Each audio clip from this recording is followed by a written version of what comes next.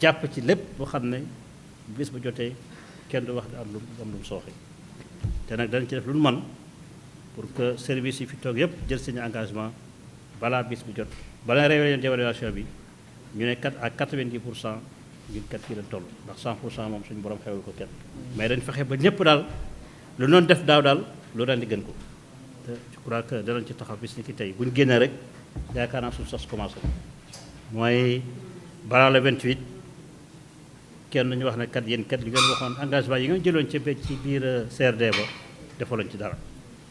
kon nag damay ñaax sama mbokk chef de service les chefs de service région yi xam ne ñu ngi fi teew képp ku xam ne engagement bi jël nga ko fii na nga fexe nga respecté ko ndax loolu am na ci solo lool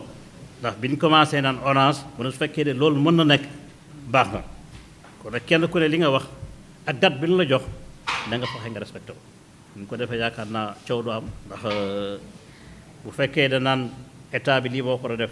na sàmmoog lu muy def mu def ko li des maintenant ñu xool nag lu ñu mën a jàppalante ak mairie bi ak comité d'organisation ñu def ko loolu daal laa amoon sëñ bi xanaa di terminer pour wax ne nga ñaanal Sénégal ñax nañ ci weeru tedd ñaanal président ndax mbébét yu mu bëgg ci Sénégal yëpp mooy Sénégal développé ñu am jàmm am teraanga kon nag bu ñu tejee nag ci waxtu xam ne waxtu ñaan la foog ñu wax ñu ñaanal ko. feddali sunu yaakaar ci li nga xamante ni moom la ñu dëgmal te li nga xam ne moom la ñu fi dégg dalal na sunu xel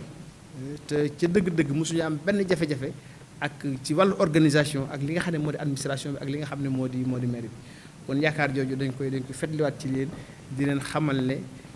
lépp loo xam ne waras na ko xool saytu ko andi nañ ko wax nañ leen ko jëbbal nañ leen ko et jàpp nañ ne tontu yi nga xam ne moom lañ ci war a am bu ci yàlla àndee danañ ko am. ñetteelu kàddu gi mooy ci ki nga xamante ne moo di jëmmi soxna si nga xam ne moo doon màggal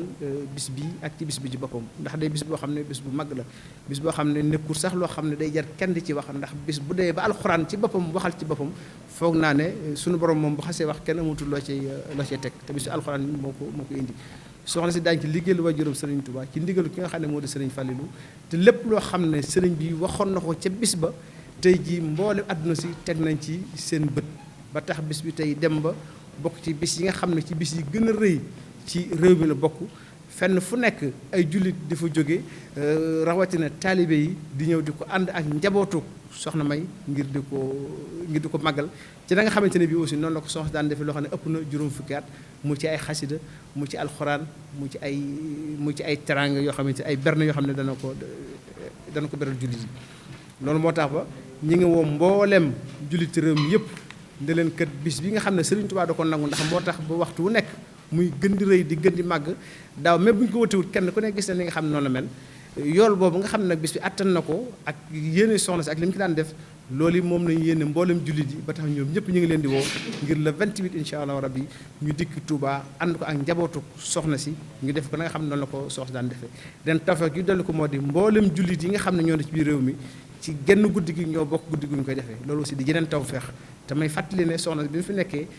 màggal gi fi mujj màggal moom mboolem jullit ni ñoo ko bokkoon kon loolu aussi jeneen tawfeex da ci judduwaat ba ki dem rek suñu mutaxam mi moo koy wax naa ma loolu li tawfeex la kon nag tawfeex jooju moom la ñu yéene mbooleem Sénégal nañu dikk ñu ànd màggal ko nañ ko daan màggale ñu dikk ci jàmm màggal ci jàmm dellu ci jàmm ñu ngi sant ñëpp